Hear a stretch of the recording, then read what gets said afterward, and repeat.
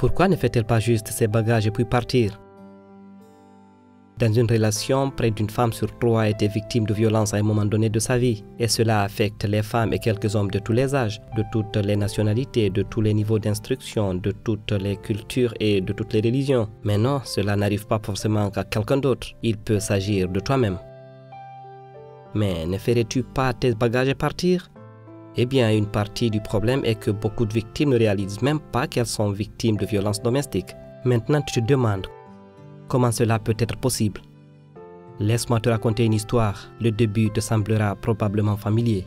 Voici Bineta. Elle rencontre Ali et ils tombent amoureux l'un l'autre. Un amour fou se crée entre les deux. Ali se montre chaleureux, humoristique et attentionné. Ils vivent ensemble, se marient et font même des enfants.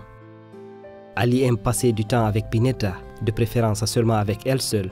Au début, Bineta ne voit pas d'inconvénient de ne plus voir si souvent ses amis et sa famille. Ali est de plus en plus alloué et en colère. Il donne l'impression que Bineta passe peu de temps avec lui. Avant que Bineta ne s'en rende compte, elle est déjà coupée de son cercle de soutien. Si Bineta n'a pas d'emploi ou arrête de travailler, elle devient financièrement dépendante. Bineta et Ali se disputent de plus en plus. Ali insulte, humilie et accuse Bineta. Il commence à contrôler sa communication et la suit pour s'assurer qu'elle ne lui ment pas. Petit à petit, Ali s'attaque à Bineta physiquement ou sexuellement. Quand Bineta parle de rompre la relation, Ali menace de se suicider, d'enlever les enfants ou de leur faire du mal. Après cela, il continue de s'excuser. Parfois, il surprend même Bineta avec des cadeaux et sort avec elle. Bineta est très reconnaissante. Au fond, Ali est une bonne personne, s'assure-t-elle toujours et encore.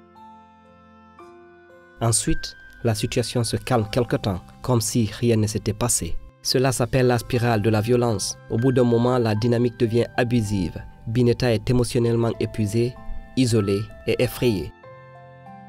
En plus, Bineta a honte. Elle ne dit à personne ce qui se passe.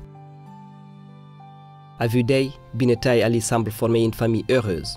Mais en réalité, Bineta et ses enfants sont en danger.